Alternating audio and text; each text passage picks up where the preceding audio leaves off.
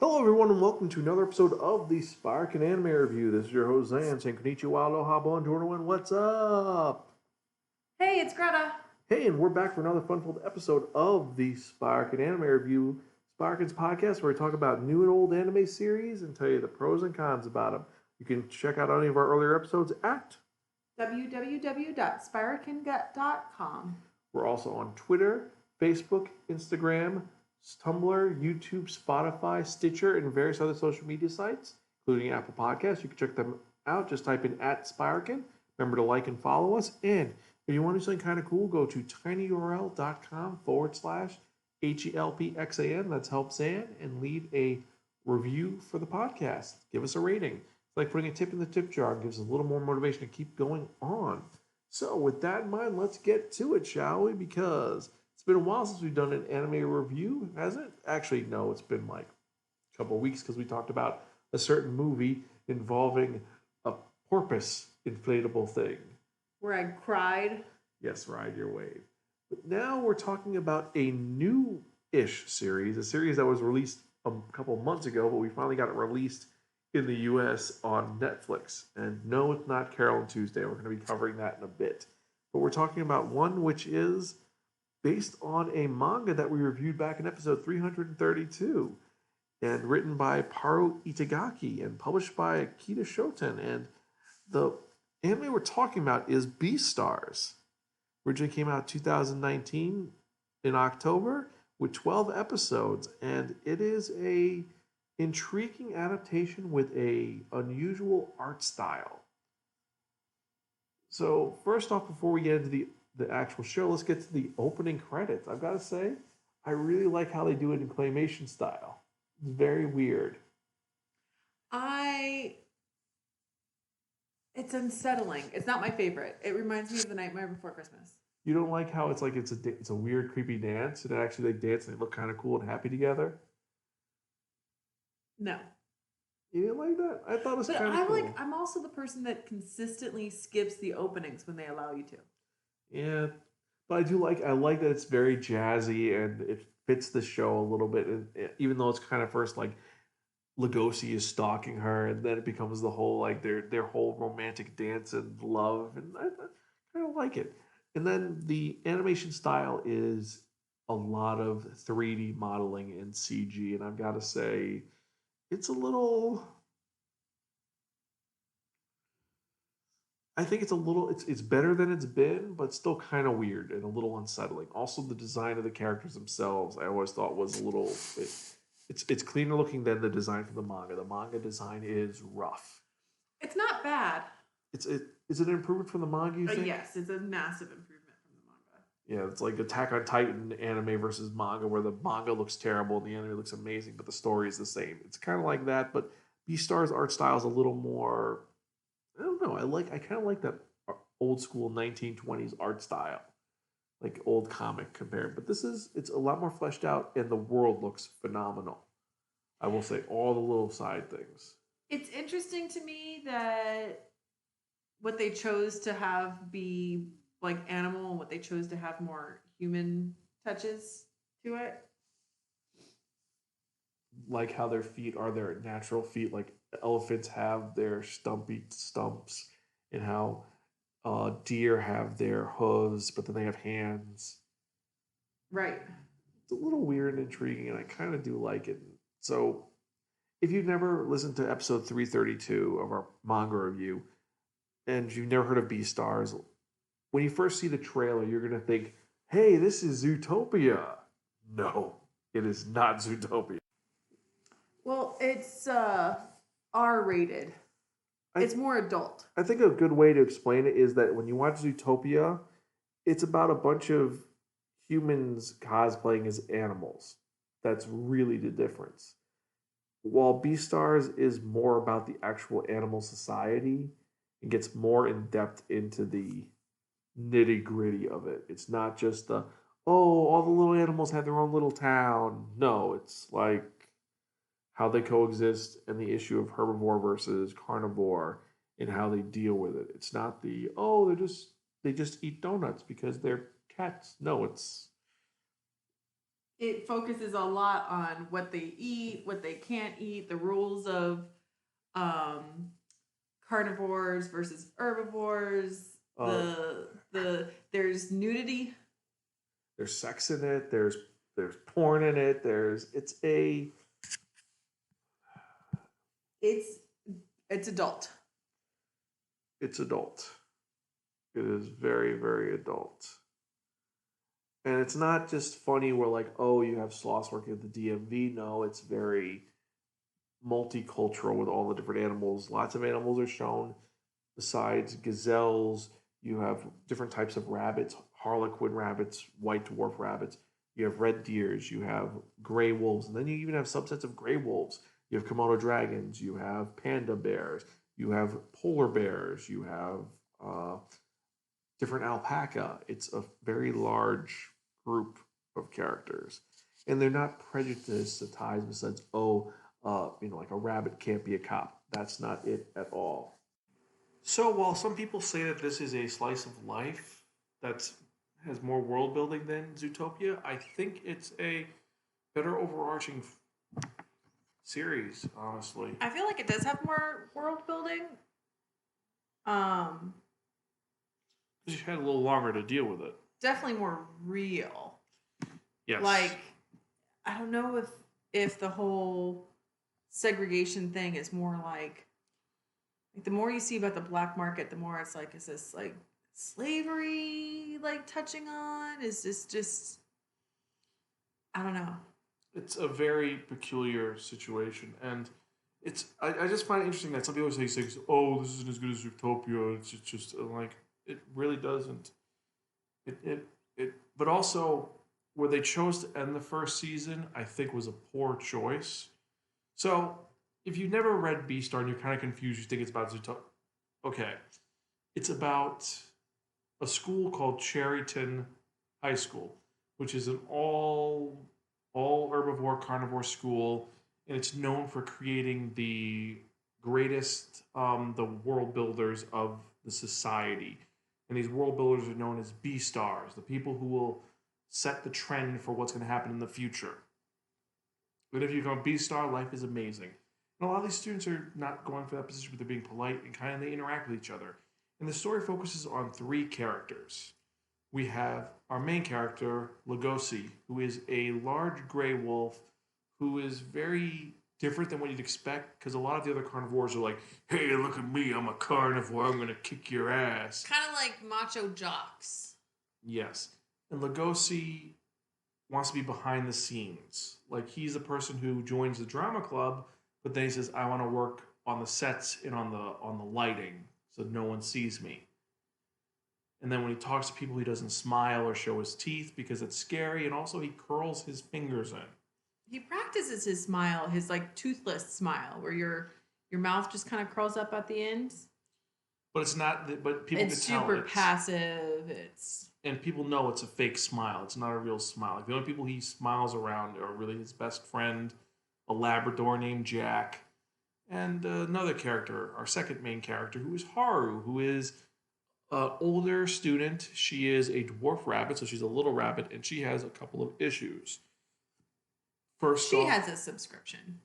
Yes. Well, her big issue is that due to reasons, she's become known in the school as a tart. Yeah, a tart. A lot of guys think she's easy, and she may or may not be easy. But how one of the girls who he ended up pissing off because she, her boyfriend hit on Haru, made out with her, and now the girlfriend is pissed about it, which understandably so. And is making Haru's life a living hell, miserable. And it's like not just I'm pissed off. That's the end. It's like no, it's beyond that. It's we were perfect together, and you ruined it. And now it's 6 months later. We were perfect. It's like no, you weren't. You give up. It's not that you're perfect. It's you're a horrible shrew. But Haru's life is terrible, and one day after school, she's attacked by a big predator, and she kind of makes her heart race. And then but long story short, she's the only member of her gardening club, and she's friends with Louie. Yes. Louie, our next, but or Lugosi, our main character, they have a budding relationship. Kind of. It's are they friends? Are they going to be more? What's going on? And then our final character is Louis. Louis is a red deer, and he is the most popular kid in school. He's a second year. When he's third year, he's going to graduate. He's intelligent, smart, sophisticated, rich, and everybody respects him. Everyone loves him, and he is a shoo-in for the Beastar. So he's the one that they expect to be the one that everyone's going to follow and love. And he has a pretty tragic past, and he has a lot of baggage, and also he's got a lot of issues. Like he has kind of a very racist point of view towards carnivores, yet he likes Louis. Oh, not Louis, Lugosi, which is a little confusing. It's like he hates him, but he likes him too. He's like, but he doesn't like that he hides his Strength. Yes, he's like I don't He's like jealous. He is jealous, but he eventually proves himself in a very horrific way.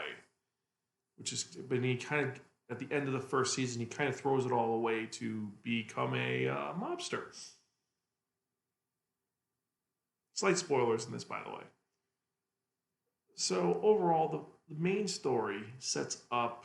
The first season sets up a lot. It opens up with a murder, which they don't even get to the last episode, hinting at this, because it was actually a big point in the manga is that Lugosi's trying to figure out who killed his friend Tam, who's an alpaca. He's trying to research and look for who was the one that did it. And they kind of cut that out to focus more on the day-to-day lifestyle of what's going on between these three characters and their pseudo love triangle. What do you say? Yes. Because yeah, it gets even more crazy with Louis and Haru are in a relationship or kind of having a thing on the side. It's a love. There's a love triangle that's going on with the Beastars. It's like Future Presidents Club.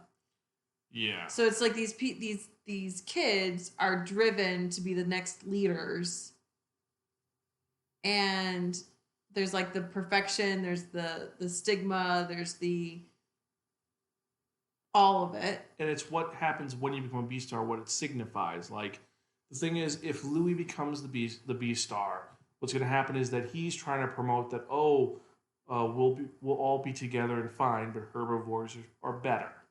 Herbivores think that means that they're going to be the safest people possible. Another character, Bill, who's a tiger, his thing is he wants to make it so carnivores can be free to eat whatever they want and no consequences. He's kind of a dumb jock. And then another character, Juno, her deal is that she wants less discrimination for carnivores, but in order for her to get her plan in order, she needs Lugosi.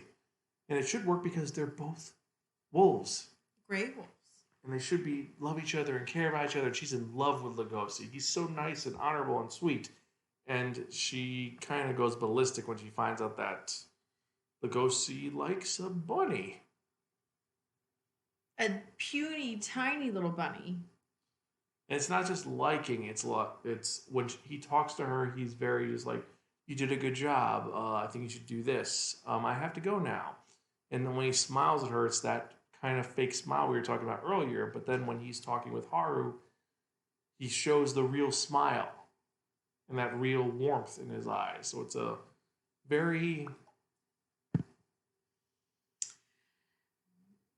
It's disheartening when you see your crush have feelings for somebody else. And that's what's going on. But because of the whole dynamic of the Beastar thing, it's like amped up. They're rushing to be adults. So the crush is not just that, but it's like your future. It's because she's focusing on the future with that, and Lugosi is trying to figure out, does he like this girl? Is he going to solve the murder of his friend? But also he's dealing with the fact he's really conflicted because part of him like loves Haru, is like falling in love with her. But the other part, his more canine aspect, is like, she's my prey. I want to eat her. And at one point, Haru asks in a very interesting way, does he want to get with her or eat her. And it's kind of, he doesn't know what to say. He's kind of stuck. And later on in the manga, we find out more about why he's kind of screwed up. It's kind of funny because, well, I'm not going to spoil it. I think I spoiled it in the review. Yeah, we spoiled quite a bit. Quite a bit. However, it's a very... But again, I can't stress it enough. It's not for kids. It is not for kids. It has mature content in it. And there's some very scarring issues that have nothing to do with sex at all or anything. This opens up on a murder scene, and a very violent murder scene. Then from there, it goes into more of some other aspects besides the social dynamics. Once they get into the concept of the black market, that's kind of disturbing. It's like, part of it's like, oh, there are just a bunch of shops that sell meat, which you're not supposed to have because animals aren't supposed to eat meat. But when you see a character saying, look, like a drug addict saying, look, give me money, I'll give you my fingers to eat. That's disturbing on so many levels. The other thing that's hard is I feel like it should make me want to be a vegetarian and not eat meat, but it didn't. It just made me hate the way that they're doing it. Yeah. So I feel like there's some kind of like agenda. There's a political agenda. There's some kind of something behind it. I just don't know what it is. There isn't, but it's got that feeling that there is something there. Now, as of today, the 20th of March, they actually revealed that there's going to be a second season. Hooray. And that's going to go more into what's going on with Louis, where he's at the end of the series, what happens to Haru at the end of the series, and also finally reveals who is the one who killed Tam and where Legoshi is going to go from there. Because in the manga, that gets to a very insane point where it's like he kind of is in trouble. However, that's going to happen in spring of 2021, so we have to wait a year. Boo-hoo. But season 1 gives you enough content to like enjoy and want to read the manga and see where it goes. And this is one of those read the manga, but the art style is better on. Like if you want more of the character drama and going more in depth with the characters and seeing all the other side stuff, read the manga first. If you want, I say watch the anime and then read the manga. But I'm a weirdo. No, you're not a weirdo. A lot of people do that. I'm a manga purist, so I know. I'm kind of stuck with that. But check it out. Let us know what you think. Out of our rating system, I'm gonna have to give this a definitely watch it online. Definitely watch it online and check it out. It'd be borrow your friend's Netflix, Hulu account and don't return it and watch it. This is good. This is a very good series. I say watch it intently, borrow from a friend. It's just not... The issues are, like I said, a lot of people are saying, oh, it's like Zootopia, and that's going to kind of bring it down a little bit. Also, it does drag. Like, when it hits the point of action, it's awesome. Because there is a fight sequence which is brutal, vicious, and I gotta say it's beautiful in a weird sort of way. It is beautiful in a weird sort of way. I'm finding it very sweet and endearing. These characters, our main characters, Legoshi and Haru, are flawed severely. And Haru's looking at sex in a very different way and using it as validation, almost like a weapon. And it's definitely messed up. I would love for a therapist to watch this and come back and tell us. I'm pretty sure there's therapists who've read this and analyzed the characters. And when you go further into it, with Legoshi, he doesn't get close to people because, and this is slight spoilers, his mom died and he was raised by his grandfather. However, he cannot acknowledge his grandfather. Like, his grandfather will pay for his stuff, will give him money.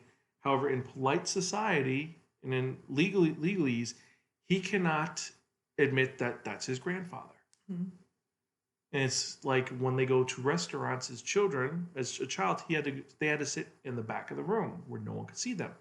He couldn't go into a public bathhouse. They when they were walking in the street, they had to stay like 5 feet apart. And it's because of a lot of racial of species stereotypes. Because Lugosi's mom was a wolf, his grandma was a wolf. Komodo dragon. Grandpa's a Komodo dragon. And highly lethal. His it's according to the world, it is illegal for venomous creatures to marry. Mm-hmm. So he technically wasn't allowed to marry, but stuff happened. He was supposed to be the next Beastar, but he didn't. And it's funny because he acts like an nice old man. However, when someone offends his grandson or hurts him, then you see Grandpa come back. And a cool part is that Lugosi is he can't be hurt by venom because his blood is toxic. Mm-hmm. So it's kind of funny that the venom can't hurt him, but it could hurt other people. It actually gets a very cool sequence with that. We didn't even get into Louis' whole backstory, which is Louis was like sold to. He was the black market. Yeah, he was his legal name was not legal name. He was known as number 4 of the black market. He was both a piece of merchandise that a rich, sterile conglomerate owner picked up and was like saying, I can't have a son, you're gonna be my son. And I think you're strong enough to do it. It's like the guy did not treat him like a father. So they're screwed up. And Haru's is just, she's just a very lovable character. A small character that wants to find love and just can't. And everyone around her is kind of a predator in sort of a way. The only person who's not a predator who treats her like she's one of the absolute most weakest animals there is. Yeah. It's just.